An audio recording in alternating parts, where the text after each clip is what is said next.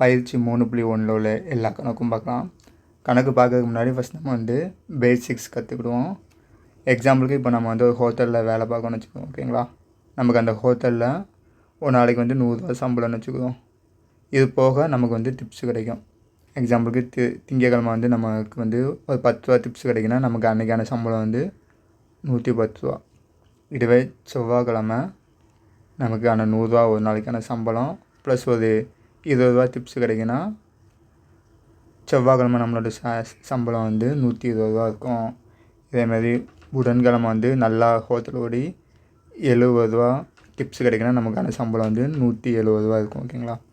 நம்ம சம்பளம் பார்த்திங்கன்னா இங்கே மாறிக்கிட்டே வருது. இதை இப்படி மாறாமல் நம்ம வந்து காமனாக எழுதணும்னா எப்படி எழுதலாம்னா நம்ம சம்பளத்தை 100 ப்ளஸ் டிப்ஸ்ன்னு சொல்லி எழுதலாம். நமக்கு இந்த டிப்ஸோட மதிப்பு வந்து ஒவ்வொரு நாளும் டிப்ஸை பொறுத்து மாறிட்டே இருக்கும். இதுலேருந்து தான் ஃபஸ்ட்டு கான்செப்ட் படிக்க போகிறோம். என்னதுன்னா இங்கே பார்த்திங்கன்னா இந்த 100ஓட மதிப்பு வந்து மாறவே இல்லை. இப்படி மாறாமல் இருக்கிற வேல்யூவெல்லாம் நம்ம என்னென்னு சொல்லி படிப்போம்னா மாறிலி. ஸோ மாறிலினாலே பேசிக்காக என்னென்னா அது அந்த என்னோட மதிப்பு வந்து மாறவே செய்யாது. ஆனால் இங்கே டிப்ஸை பார்த்திங்கன்னா திங்கக்கிழமை 10, செவ்வாய்க்கிழமை 20, இதுவே புதன்கிழமை 70ன்னு சொல்லி மாறிக்கிட்டே இருக்குது. இந்தமாரி மாறிக்கிட்டே இருக்கிற வேல்யூவெல்லாம் நம்ம வந்து மாறின்னு சொல்லி சொல்லுவோம். இங்கே டிப்ஸுக்கு பதிலாக நம்ம வந்து ஜஸ்ட்டு டி மட்டும் வைக்கலாம், இல்லை எக்ஸு கூட யூஸ் பண்ணிக்கலாம், ஓகேங்களா? ஃபஸ்ட்டு நம்ம என்ன படிச்சுக்கோன்னா மாறினா அதோட மதிப்பு வந்து மாறக்கூடியது. மாறிலி வந்து அதோட மதிப்பு வந்து மாறாது.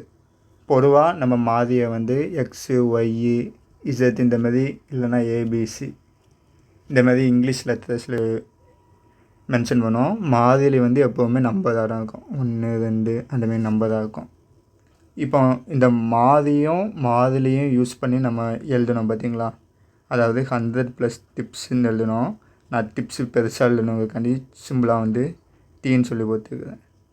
100ங்கிற ஒரு மாறிலியும் டீங்கிற ஒரு மாறியையும் ப்ளஸ்ஸு இல்லைனா மைனஸு இல்லைனா பெருக்கல் வகுத்தல் இந்தமாரி சேர்த்து ஒரு கோவையாக எழுதுவோம்ல, இதை தான் வந்து நம்ம வந்து இயற்கணித கோவைன்னு சொல்லி சொல்லுவோம். எக்ஸாம்பிளுக்கு நம்ம ஒரு மாறி எடுத்துக்கிறோம். இப்போ 2xங்கிறது ஒரு மாறி. ஏன்னா இதில் எக்ஸோட வேல்யூ மாறிக்கிட்டே இருக்கும். இந்த எக்ஸோட வேல்யூ 1ஆகவும் இருக்கலாம், 2ஆகவும் இருக்கலாம், இல்லை 5, 10 எடனாலும் இருக்கலாம். ப்ளஸ் 5, இது 5ங்கிறது ஒரு மாறிலி. இந்தமாரி ஒரு மாறிலியையும் நம்ம ஒரு கூட்டல், கழித்தல், பெருக்கல், வகுத்தல் சேர்த்து எழுதுறது தான் வந்து நம்ம வந்து இயற்கணித கோவைன்னு சொல்லி சொல்லுவோம். ஸோ நெக்ஸ்ட்டு கான்செப்ட் வந்து இயற்கணித கோவை. இன்னொரு இயற்கணித கோவை எழுதுகிறேன் 5x + 10ன்னு சொல்லிட்டு. ஒரு இயற்கணித கோவை எழுதுறதுக்கு நமக்கு ஒரு மாறியும் ஒரு மாறிலியும் தேவைப்படுதுலாம். இப்போ இங்கே வந்து பார்த்திங்கன்னா இந்த இயற்கணித கோவை எழுதுறதுக்கு நமக்கு வந்து 5xங்கிற மாறியும் 10ங்கிற மாறிலியும் தேவைப்படுதா. இந்த ரெண்டையும் நம்ம என்னன்னு சொல்லி சொல்லணும்னா ஒரு இயற்கணித கோவையின் உறுப்புகள்னு சொல்லி சொல்லுவோம். ஒரு இயற்கணித கோவையில் உள்ள ஒவ்வொரு டேர்மையும் நம்ம வந்து உறுப்புகள்னு சொல்லி சொல்லுவோம். இந்த உறுப்புகளில் வந்து நம்ம வந்து 2ஆக பிரிப்போம். என்னென்னா ஒன்று வந்து மாறி உறுப்பு, இன்னொன்று வந்து மாறிலி உறுப்பு. இங்கே 5x பார்த்திங்கன்னா வேல்யூ அது 5xோட மதிப்பு வந்து மாறும். ஸோ இந்தமாதிரி 5xலாம் நம்ம என்னென்னு சொல்லுவோம்னா மாறி உறுப்புனும். 10 பார்த்திங்கன்னா அதோட மதிப்பு வந்து மாறுது. ஸோ இதெல்லாம் வந்து மாறிலி உறுப்புன்னு சொல்லி சொல்லுவோம். இதேமாதிரி உறுப்புகளில் வந்து இன்னொரு டைப்பும் இருக்குது. எக்ஸாம்பிளுக்கு நம்ம இன்னொரு இயற்கணித கோவை எழுதிக்கலாம். ஏன்னா 5x + 7x + 5ன்னு சொல்லி எடுத்துக்குவோம். இங்கே பார்த்திங்கன்னா 5xலேயும் 7xலேயும் வந்து பார்த்திங்கன்னா எக்ஸு வந்து காமனாக இருக்கா. இந்தமாரி காமனாக உள்ள உறுப்பெல்லாம் எடுத்து நம்ம இந்த எழுதிட்டு அதெல்லாம் என்னன்னு சொல்லணும்னா ஒத்த உறுப்புகள்னு சொல்லி சொல்லுவோம்.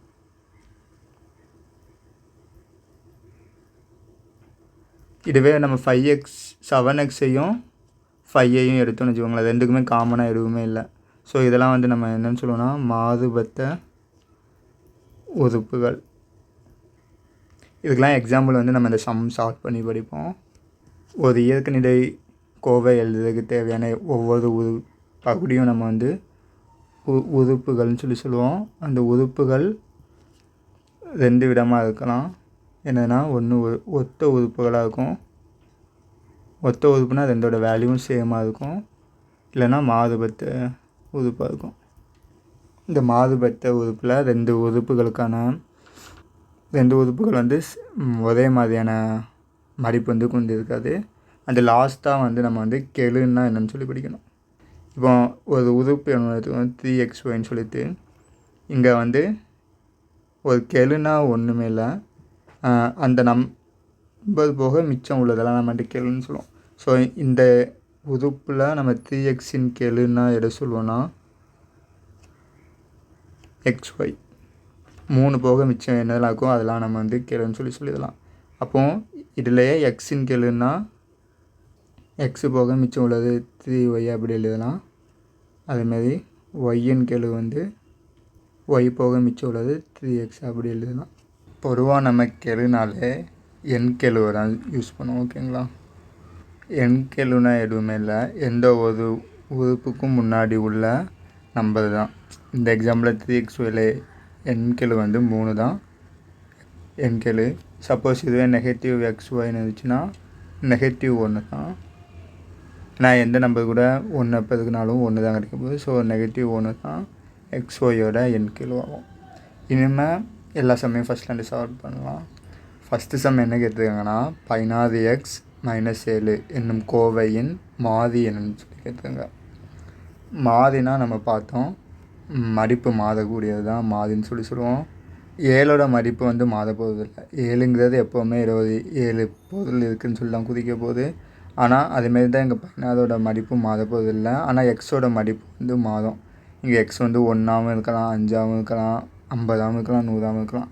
ஸோ எக்ஸோட மதிப்பு தான் மாறுறதுனால ஃபஸ்ட்டு கொஸ்டினில் வந்து எக்ஸு தான் வந்து மாறியாக இருக்கும். ஓகேங்களா? ரெண்டாவது கணக்கில் வந்து 2y - 6 என்னும் கோவையின் மாறிலி உறுப்பு என்னன்னு சொல்லி கேட்குறாங்க. ஒரு இயற்கணித கோவையோட உறுப்புனா என்னென்னு சொல்லுவோம்னா அதில் உள்ள ஒவ்வொரு பார்ட்டையும் உறுப்புன்னு சொல்லி சொல்லுவோம். ஸோ இந்த இயற்கணித கோவையில் உள்ள உறுப்பு எதுலனா 2yயும் -6ம். இதில் மாறிலி உறுப்பு எதுன்னு கேட்டிருக்காங்க. இங்கே பார்த்திங்கன்னா y வந்து வேல்யூ மாறிட்டே போகும். 1ஆகவும் இருக்கலாம், 2ஆகவும் இருக்கலாம். ஆனால் பார்த்திங்கன்னா -6ஓட மதிப்பு வந்து மாறாது. ஸோ ரெண்டாவது கொஸ்டினுக்கான ஆன்சர் வந்து -6. மூணாவது பார்த்திங்கன்னா 25m + 14n என்னும் கோவையில் 25m மற்றும் 14n ஆகியவை டேஷ் உறுப்புகள்னு சொல்லி கேட்டிருக்காங்க.